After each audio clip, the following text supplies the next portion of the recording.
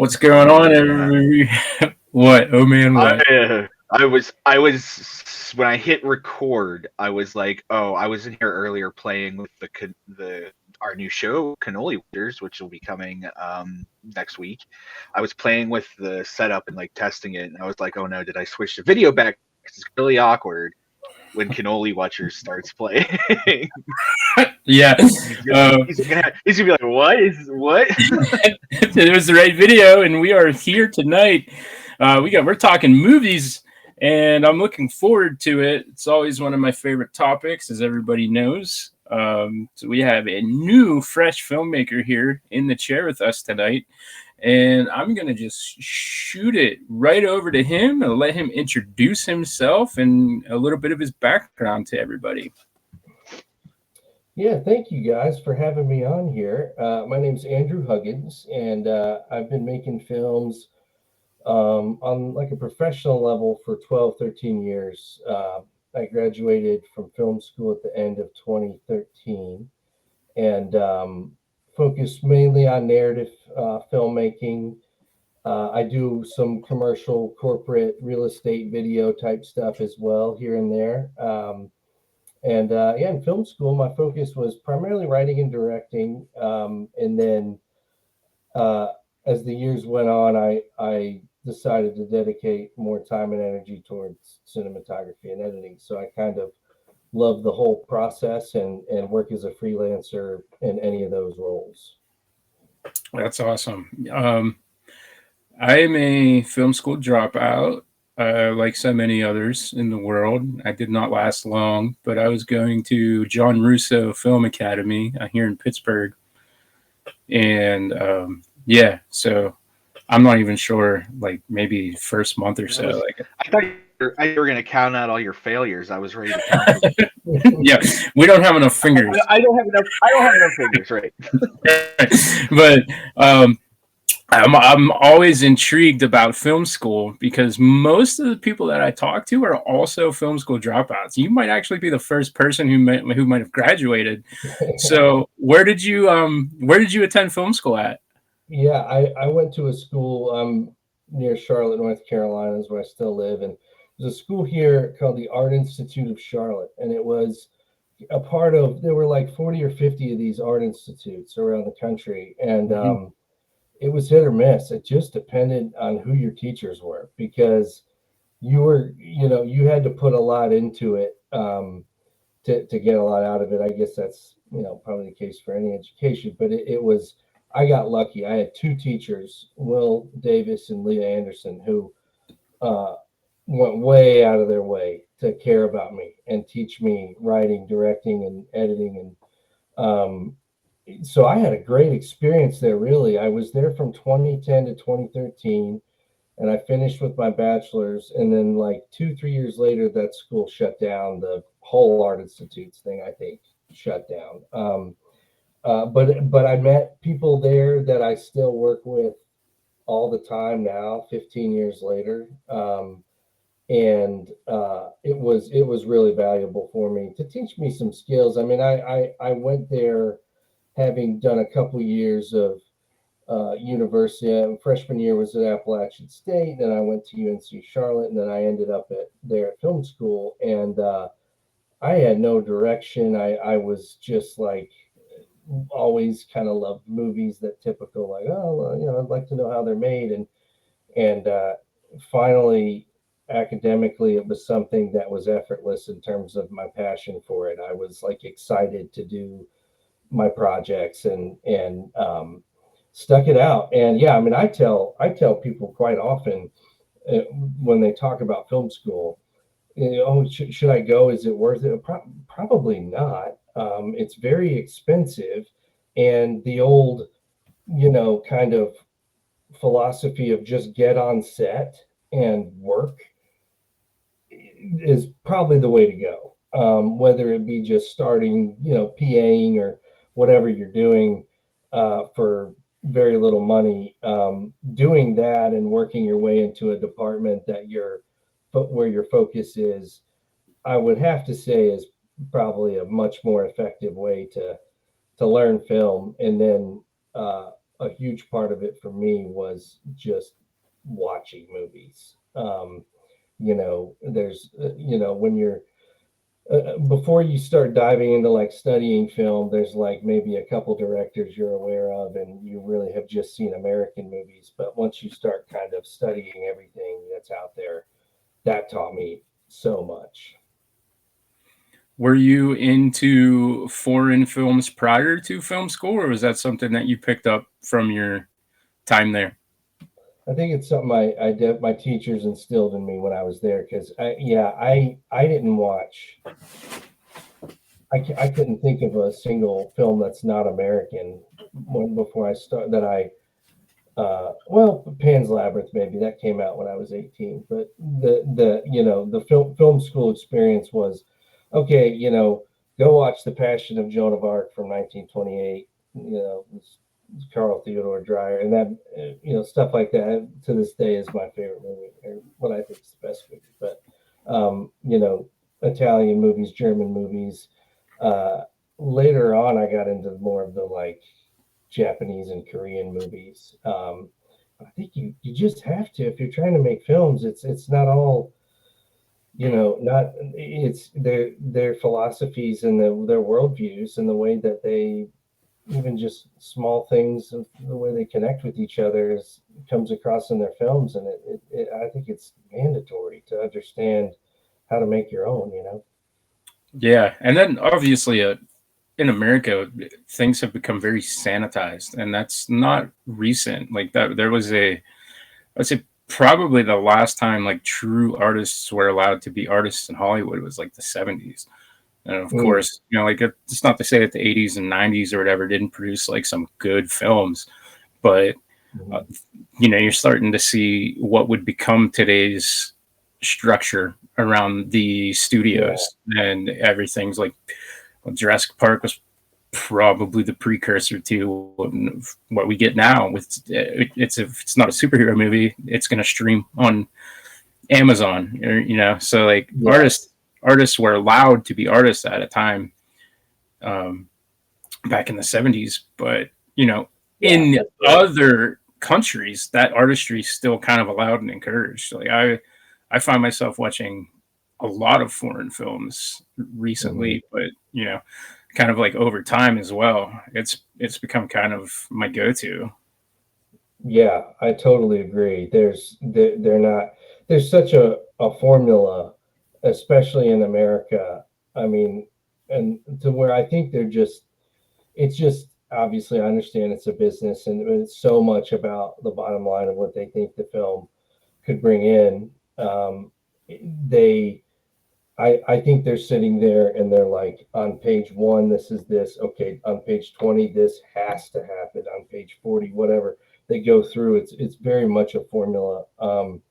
And the European and the Asian stuff, you don't see as much of that. And you'll watch, a modern movie from those countries, and it's just like, it's or those continents. It's refreshing. There's no like the narrative crazy stuff that would normally happen on page 110 in an American script could happen at the towards the beginning of a foreign film or something, and they just kind of, it's so creative how they build story.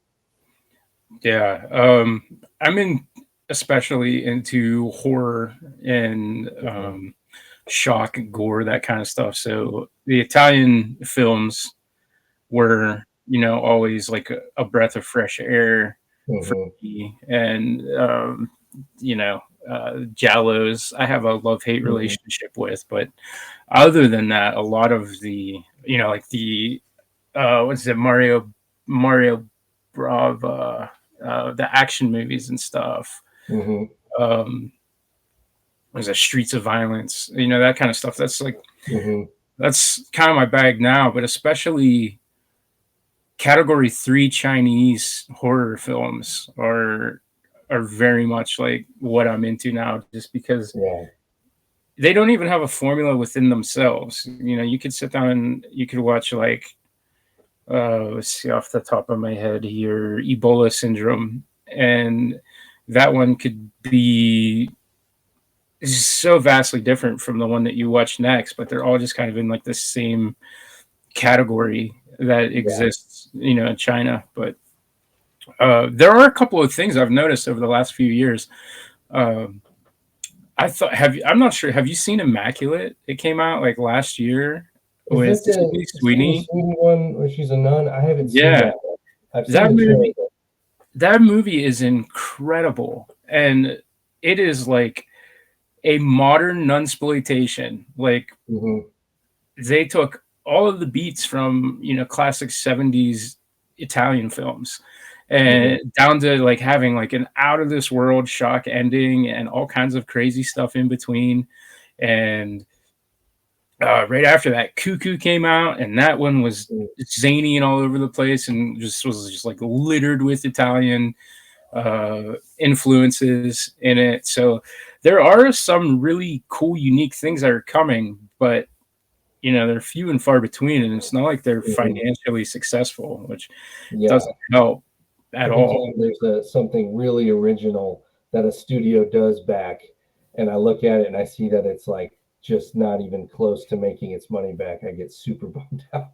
Like, Yeah. Bo is Afraid was one I loved a few years ago, and it bombed. And then Ari Aster's new one, Eddington, is my favorite movie of this year, and it did not make its money back. And it's like, man, I wish Yeah.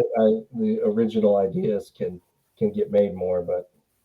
I enjoyed Eddington a good bit, but I could see how it was a turnoff to so many people, just in the sense like where it takes place. Like so many of us are just kind of like either just so done with that era of what we went through, and just sure, yeah. Like that was even difficult for me when I was sitting there enjoying it and watching it and having a good time with it. Like I was still like, man, I just still would pretend that I just don't.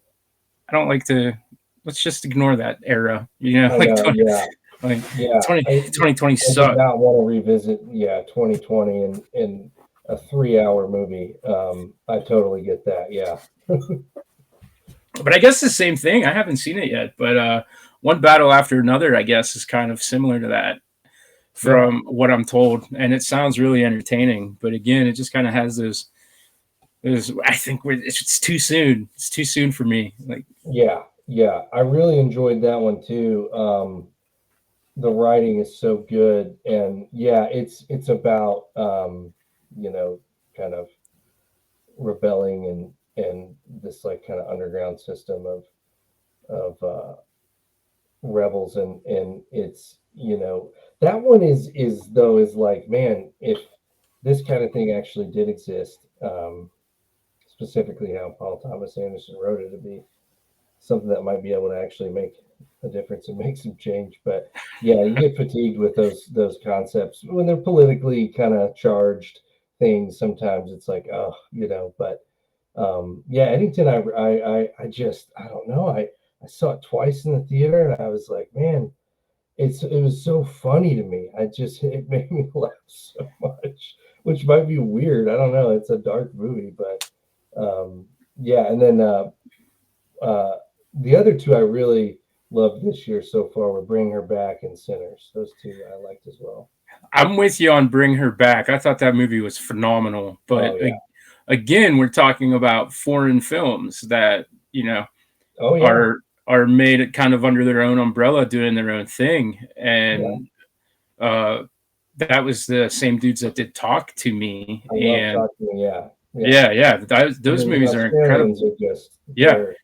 I mean, you're coming from the land of influence from like early Peter Jackson. I've never seen a bad Australian or New Zealand film, honestly. I don't think I have either. They're unhinged in the best way. They're just, it's I most of my life have been really into like heavy metal music, and the Australians always have the heaviest like death metal and deathcore and the craziest. They just kind of ramp things up and creatively, and especially with I mean, even Australian movies I watch that are many years old from the 70s or 80s were still kind of like that too. And they're not afraid to, tell their stories in a different way and an exciting way.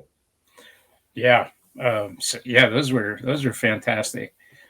Sinners, man, I don't know what it was about Sinners, but I did not love it. I went into that expect like so much positive word of mouth. I'm not sure what it was. It just didn't resonate with me. I'm that And way sometimes too. If I hear so much of good or whatever about a film, and then I'm kind of let down. But one yeah, battle after another, everyone told me it was definitely going to win Best Picture if you care about the Oscars and all that stuff. It was, it's a 95 on Metacritic, and I thought it was great, but kind of same way like with you, Sinners. I was like, this isn't the best. I don't think it's the best movie I've seen this year. Yeah, the yeah, Sinners fatigue was real. I think people were just like, really hyping it up. yeah.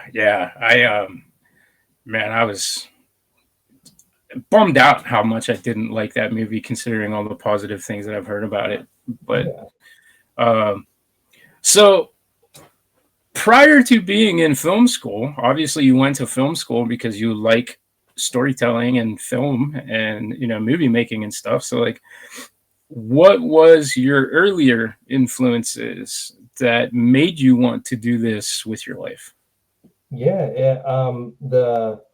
The first movie I remember seeing in the theater, I think I was four.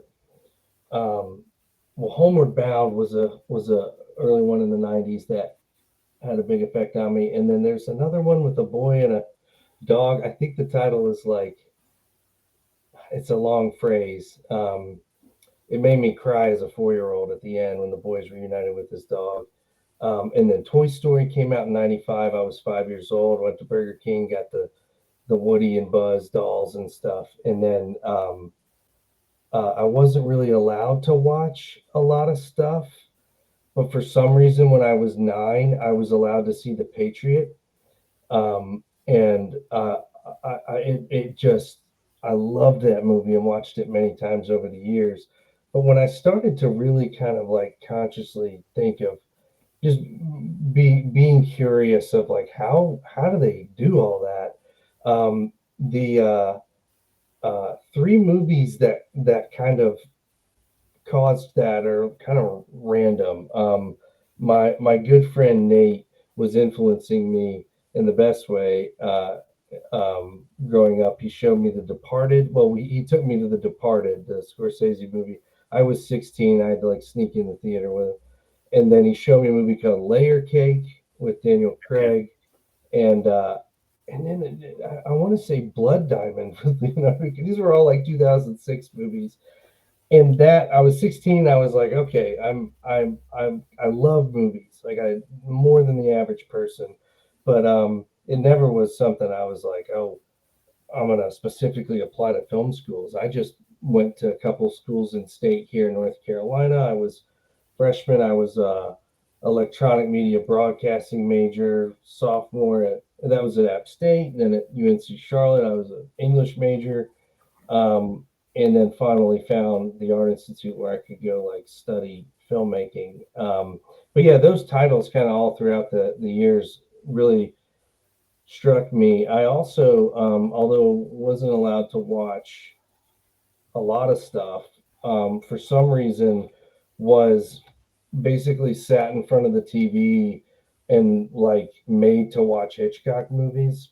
For some reason, we had those on VHS, and they were okay. And I saw Vertigo when I was 9, and had my first panic attack, legitimate panic attack from watching Vertigo. I finally built up the courage a few years ago to rewatch it. I love it; it's so good. But Hitchcock movies were like huge in my house, which I'm thankful for. I saw some good. We watched To Catch a Thief all the time, and Rear Window still like in my top 5. But yeah, and my mom's always loved movies, and my grandma, and had some neat influences there, kind of showing me cool things as I got older, and then encouraging me as I went into film.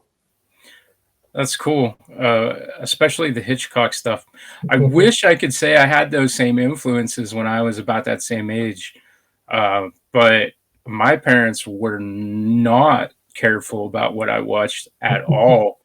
And I can say for certain that, some of the earliest movies that I can even remember seeing as a child was like, so like the most mainstream would have been like A Nightmare on Elm Street, and obviously Friday the 13th type stuff. But I was far too young. You forgot to mention your main influences at that time were Limp Bizkit and Monster Energy. Though that came a little later. Like, I'm still talking early 90s. Like I was in kindergarten, first grade, and I had watched all of the sleepaway camps in a weekend. Oh wow. Yeah. And dude, the ending of the first one, man, that shook me for a bit. I didn't know what was going on. And I was way too young to understand any of it. But yeah, so that's kind of like, it's interesting though, because you bring up like you were allowed to watch these. I mean, they're horror, but they're so much more than horror, man. That's artistry on camera versus like the stuff the garbage that I was watching, and like this is the cool thing that like I wanted to go bring back up later and watch the garbage, and I loved it. Yeah, but like I'm looking at the films on your website, right? And they're up and available for anybody to look at them, but you have like such a vast catalog here. Like there isn't any one thing that I could say. Whereas like if you look at the stuff that we do, Trauma when he was. Oh, I think he froze. Yeah, he's very good at doing this. Usually about halfway through, his audio stops working. He was Continue. Something about Roma or some nonsense. We can hear you, Drew. No, for a second I could hear you.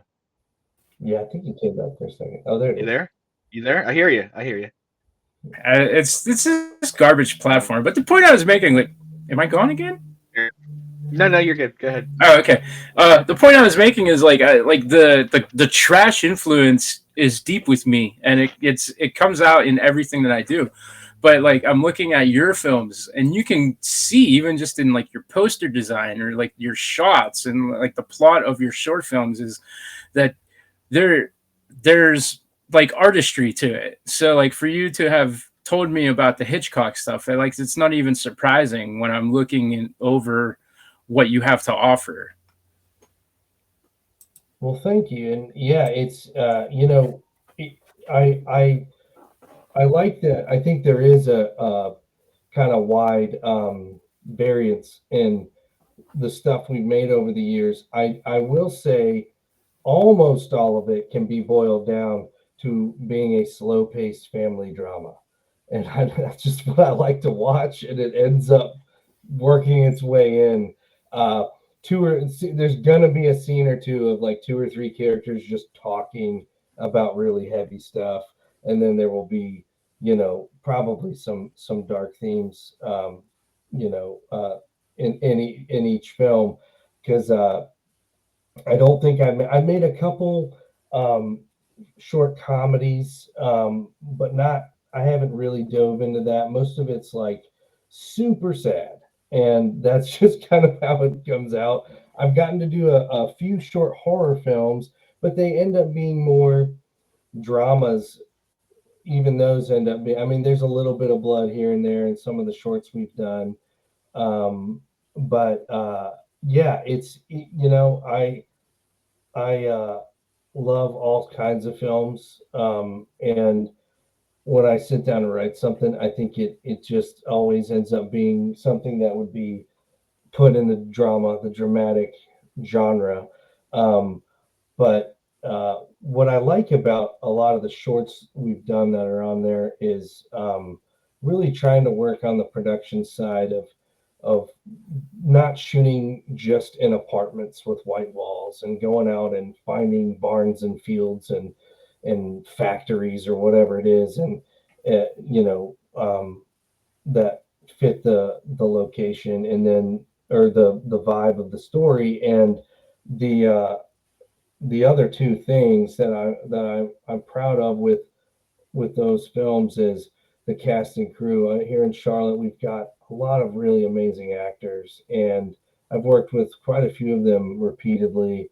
I'm always finding new ones that are surprising me and bring so much to the scripts. All right, and then the crew. Some of these guys are from 10, 15 years ago at the Art Institute. Some of them, I've met along the way over the years making stuff, but I'm not one. I've worked on short films even this year is in different capacities where there's 30 some people behind the camera. And I just, there's like six of us when we make something. It's just, you know, amazing, dedicated people that are more friends. Our friendship goes deeper than, a director DP relationship with them or whatever. So, the actors and the crew members that I've had the pleasure of working with doing this for a while now is it continues to blow my mind. We did a feature last summer that's still being and still in post, but these people came out and we patched 13 different crew members. There really weren't ever more than probably six, maybe seven people making the film on any given day, but we were patching people, sound mixers and grips, and on the different 15 shooting days, and it just blew my mind how good everybody was and how you know dedicated they were to helping me make that. And I just tried to feed them well and you know make it worth their time. But yeah, it's been so fun to make those shorts over the years and to finally be at the point where we almost have a feature to present. So Yeah, that's exciting. I want to revisit something that you said there, that, about the relationship with the people that you're working with and how it's so much more deep on this deeper level, right? So that kind of coincides with, the artistry that you have, right? Like you're and it making these like dramas, like you family dramas, and narratively speaking, it's like heavier content. Now, mhm. do you think that relationship with these people that you're working with allows you kind of more freedom to explore that when you're writing a script? Yeah, that's a great point because it does, because these the crew members, you know um, the guys that I work with regularly were all at my wedding a few years ago. They make me laugh constantly, and we have that relationship. And then the actors, um, especially the ones I've worked with repeatedly, um, we have a human relationship, of a bond of some kind. I think very strong with some of these people that have worked with over and over. And so when we get to that point where in pre-production we've talked about all of the character backstory, the details of the character, the motivations, these things, and then we get to where we're filming and it's something incredibly heavy, depressing, dark. The environment's been created where they can feel free, the actors can feel free to uh, there's nothing with us with the crew that they can completely immerse themselves and feel safe to act in these scenes that have these super dark themes. And then the crew, most of them over the years, they all, cast and crew, all know each other. And I think that's a good point because it creates a safe environment to be creative. If there's with these heavy topics and heavy scenes, and then it might sound disingenuous to the material, but a lot of times, okay, cut, we're a little break doing whatever, we're not laughing about the content, but we can, one of my buddies can lighten things up a little bit, maybe with a joke or something. And the work of it, the craft of it is is so much easier to perform with these people that I have strong relationships with. there are times where the mood can be lightened behind the scenes a little bit to, and even for the actors, when they're done with a particular scene or whatever, you know, we're all kind of a family, and and can feel safe around each other. Also, it's a great, if you can create that environment, the actors can do a couple, three takes and say, I had this idea, or I just got this idea, to do it a little different like this. Can we try that? And if that environment's created, then those organic moments happen, and those go in the film all the time in the final cut. Yeah, right on. Yeah, I like that answer a lot. It kind of reminds me of how like when we make our crap, like literally I say crap with like the most heartfelt, like it's just absolute, like I love it, but like I know that the people that I work with aren't heavy like that. So if I'm sitting down trying to write something, I'm almost writing to like, all right, so this dude, he will let me spray him with 10 gallons of fake blood. Yeah. So I will find a way in my script to spray him with 10 gallons of fake blood. But Right. he's not going to be able to come over onto this side and do like some heavy monologue about, Mhm. all of this dramatic stuff. So it's like, it's a fun bubble to be in, but it's certainly a bubble. But it's fun. Like I'm Mhm. not complaining, but it's just like the parallels of the type of crew that you have, allowing you to kind of create that content that you're trying to create is Yeah. I just kind of I caught on to it. And Yeah. so what's the narrative stories that you're telling? Like, is there any example that you can think of where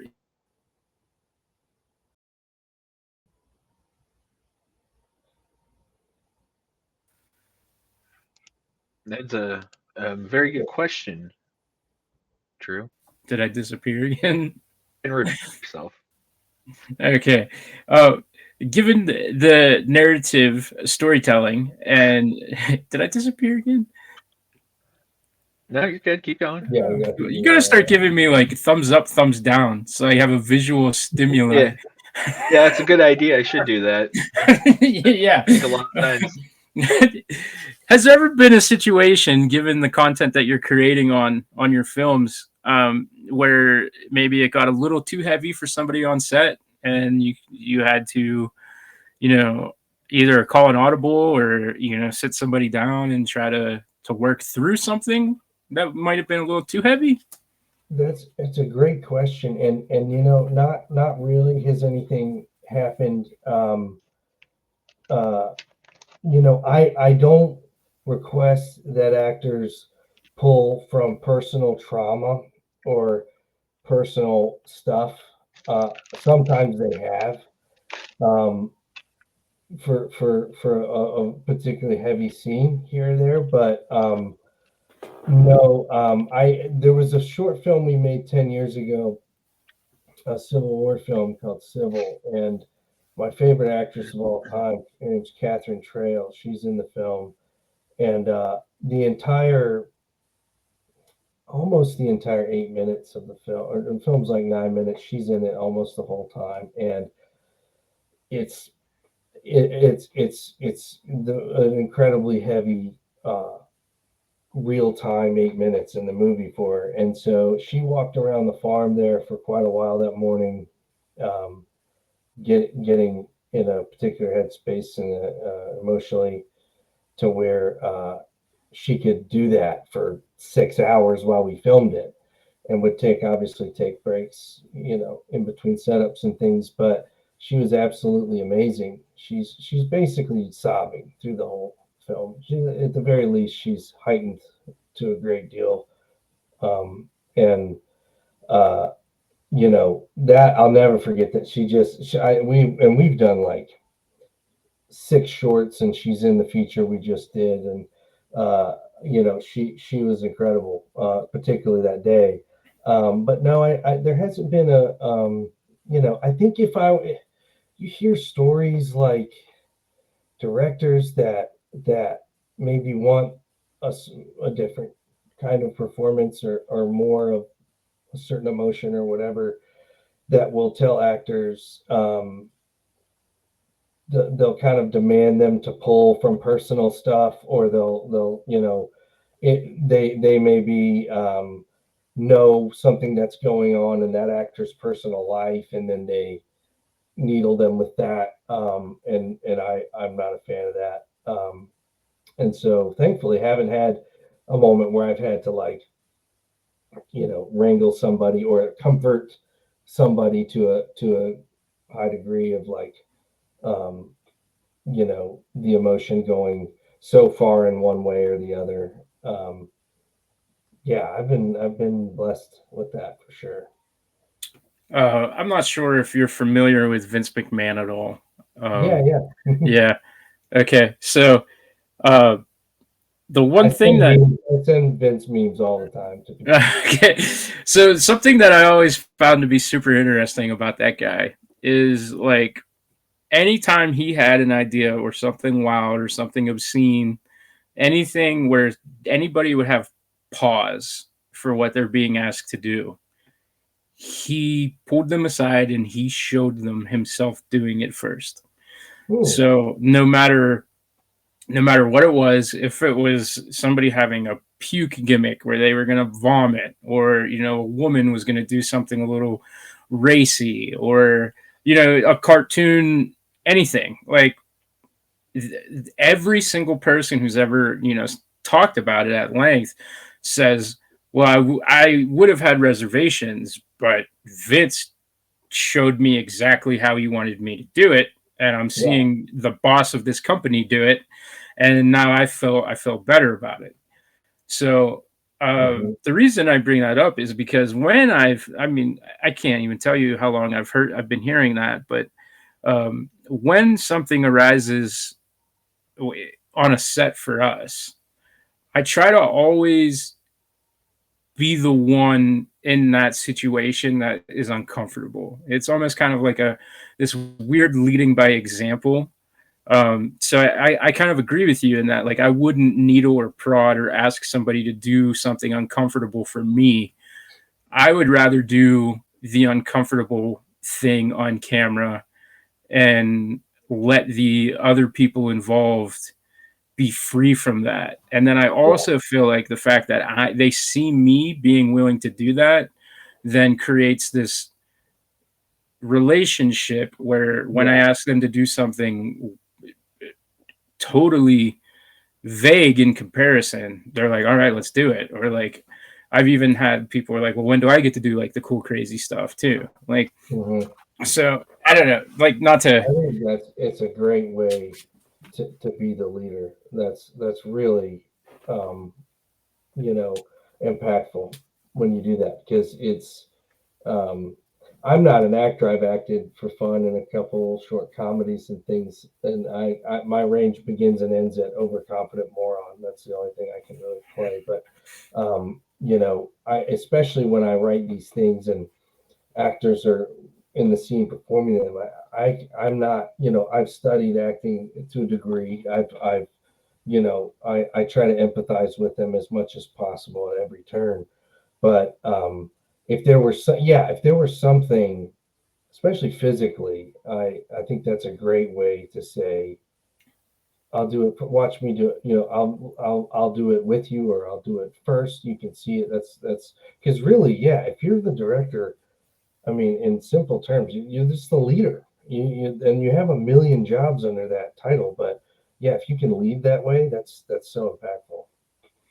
Yeah, and I learned it from some crazy pro wrestling promoter. Like, it's the Yeah, weirdest yeah, thing that I've kind of adopted when I'm in that position was mhm, something that I learned from Vince McMahon of all people, and I guess yeah, that's what happens when you drop out of film school. But I think it's super effective, and yeah, I only act because I have to. Like, I don't yeah. have enough of a roster to, like, we wouldn't get anything made if we didn't all start taking roles in it. And, Mhm. but that's allowed me to also kind of clown around and try to pick up new skills on camera and stuff. And I've done some work with other people as well in their films, and that's like a whole load off of your chest if you've ever done that. Just like I haven't, and I like you said, it's a load off. Like I would love to do that. To just everyone's making the movie, and I can just like come in and say a couple lines or something. That'd be a dream. yeah, yeah. If it's a comedy or something, because I don't think you could cast me in anything that's not just ridiculous. I don't think I could do it. I write these things and direct these things, but I could in no way act in them. Yeah, I don't know, man. I've convinced myself that I could probably win an Oscar at this point, and that's just me being an overconfident jerk, really. But I've sat down to like work on a script, and I'm like, you know what, this might be the time. I'm gonna write. This is the thing that's gonna make people realize that I don't just like make movies with goo and poop monsters and like decapitations and stuff. Like I mean, you mentioned The Patriot, right?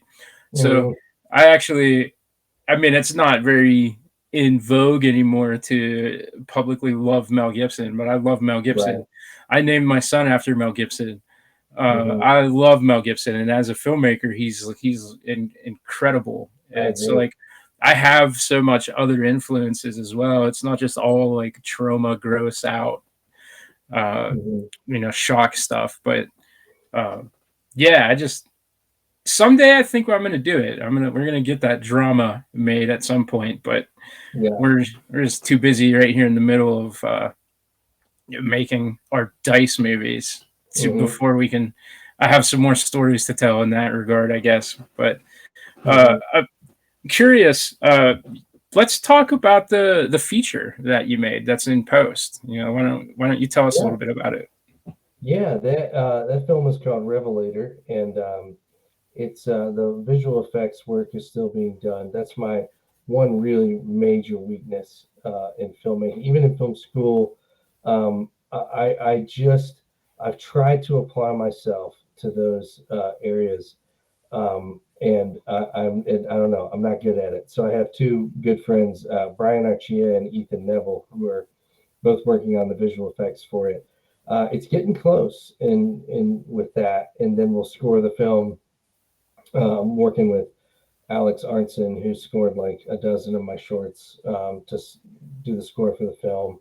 He's amazing, and then hopefully that will be like end of this year, in the next couple months, and be ready to try to get it out there beginning of next year. But that film is it's about kind of like 6 different stories going on at once. The lead character is a 14-year-old boy, and his family life is tough. He's struggling. His sister and mother are struggling, and they're kind of just surviving. There's other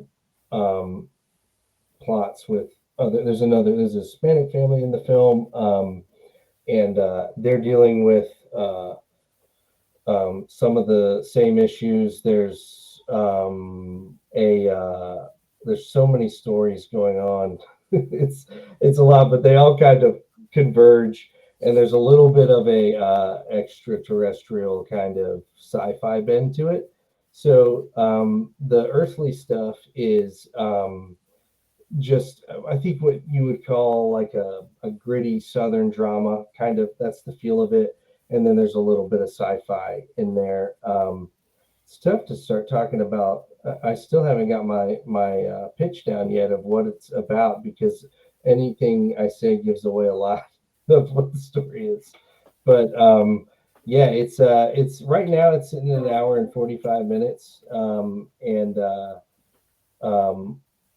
once VFX is done, I hope to get some feedback from some folks close to me and see if I can cut that down at all.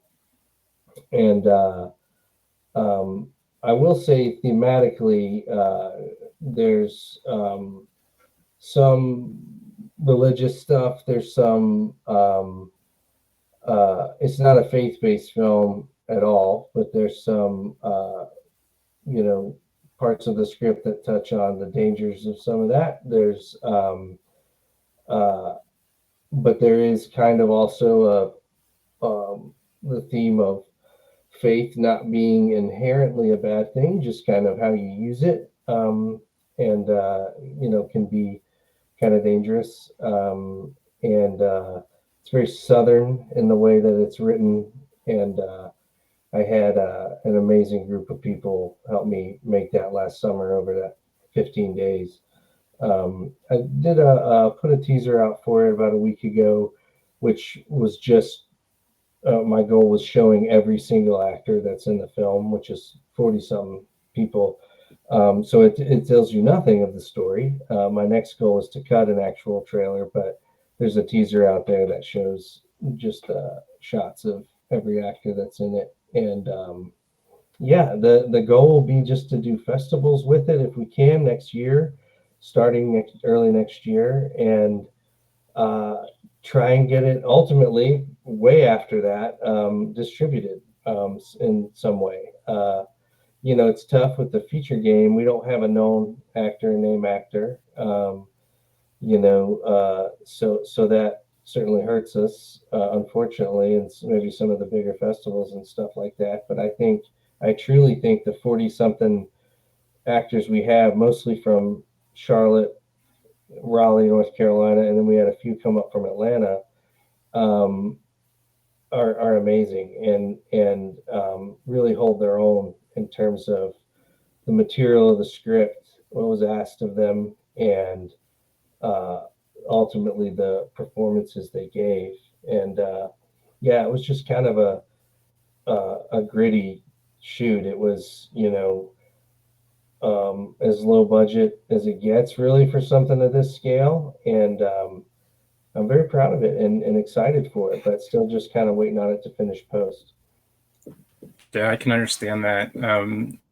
When you had talked about not being great at the visual effects portion, it's funny, like, as far as like airbrushing and Photoshop and poster creation and stuff, like I excel. Like, I am incredible at it, but as soon as you start doing like actual visual effects, I don't know if I've ever managed to pull any of them off. And I always have people that I kind of rely on for that. That's an area that I also am not great at. But you had said that the movie like stars, like, it's kind of centered on this 14-year-old, and I was curious, like, are you working with an age?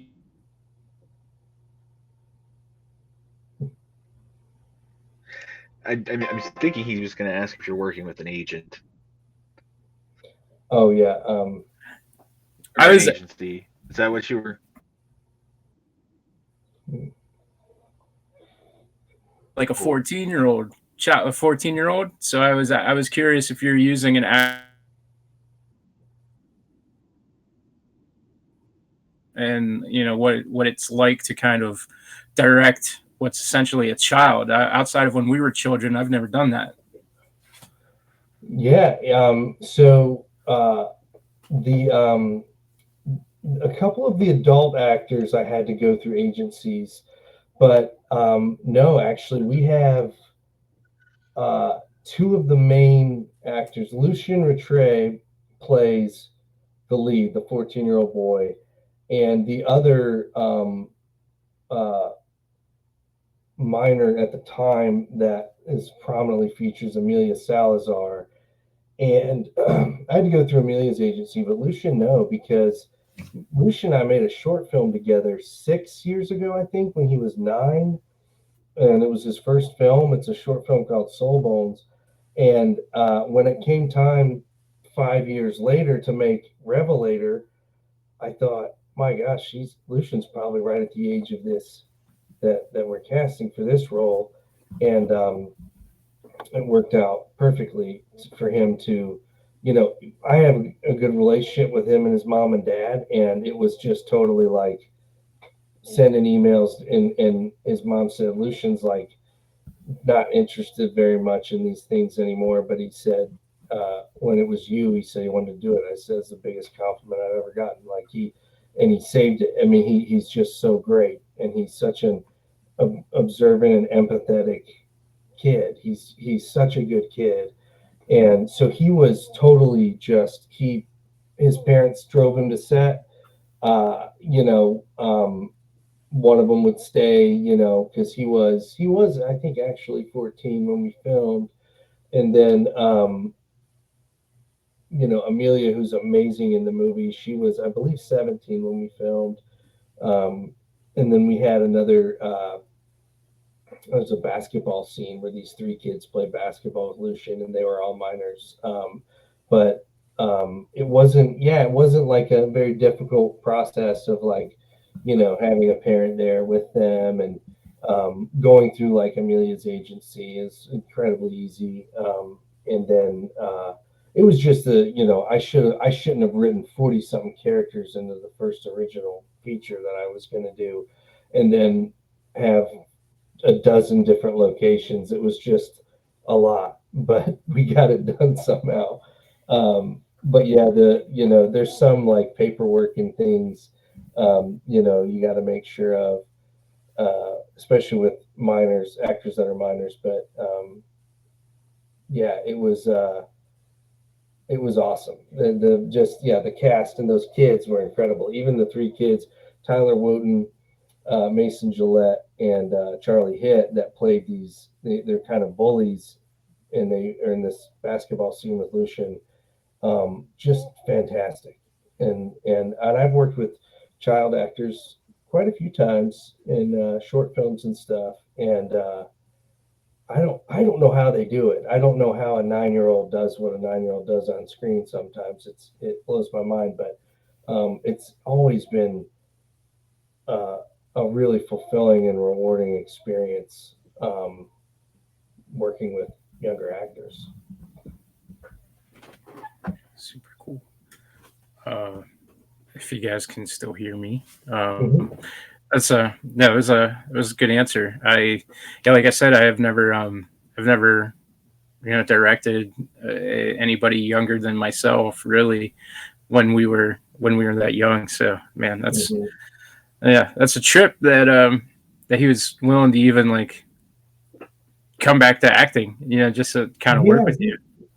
I had recommended him for something, a couple years after we initially did that short film together, and he did fantastic in that. He would do things here and there, but no, he's so level headed. He's more into basketball. He's playing like AAU basketball now, so we had to schedule around some of those practices and things. But yeah, he came back, kind of came back to acting, circled back around for this, and um, he was incredible. Yeah, he had quite a bit of dialogue. He had a lot of different scenes, and he was awesome. Yeah. Well, awesome. Uh, I honestly, I think we did it. We're starting to get into that hour, Mhm. and with the freaking audio troubles that I'm having, I think it's probably best we'll just go ahead and, you know, I think we got it done. We always like to give Great. the last couple of minutes to our guests to reiterate, you know, the stuff that you have out there, any plugs that you want to do, anything at all. Like, it's floor is yours. We do include stuff in our show notes and obviously up here on screen, but Yeah. we're out there on every audio platform too. So there's a portion of the audience that don't see those links. So, you know, feel free to just go ahead and, you know, wrap the show up with your plugs.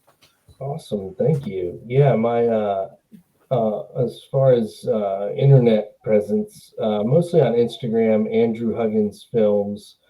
The website is sagenightcinematics.com. And yeah, I'm uh,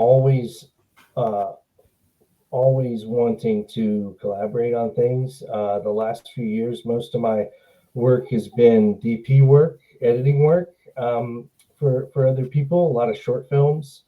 I've shot 9 or 10 features as DP at this point and would love to do more. It's, you know, if you go to the website or you want to contact me or anything about a project you have, I love to collaborate with people. I think I don't get too deep, but filmmaking is like the most effective artistic medium for expressing ourselves, and I love it. I love every part of it. I just finished a draft of a short Revolutionary War horror film script for somebody, and so I can help write and can direct, shoot, and edit. And yeah, my favorite part of the whole process, like talking earlier about casting crews, the collaborating part, and when you hit those ideas, and together and create something memorable. So yeah, and yeah, Revelator is the feature film that's totally original. I wrote and directed, and will be out next year. And updates on that will be on those Instagram and the website. All right, awesome. Again, thank you for joining us and having this chat. It was fun. Thank you so much. Yeah. Thank you guys. Yeah. Awesome. Yeah, we'll go ahead. We'll hit that outro, and everybody kind of knows that that's the end of the show. And you are no longer held captive if you don't want to sit and listen to my outro. That's like 10 seconds. You're like free to go if you want. And let's do it again. Yeah, this was great. Thank you guys. Really appreciate it. Yeah, no problem. Anytime.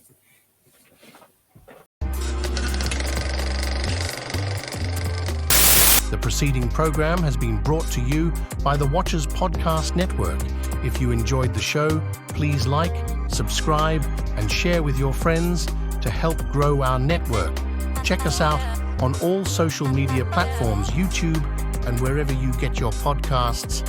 And until next time, thanks for your support.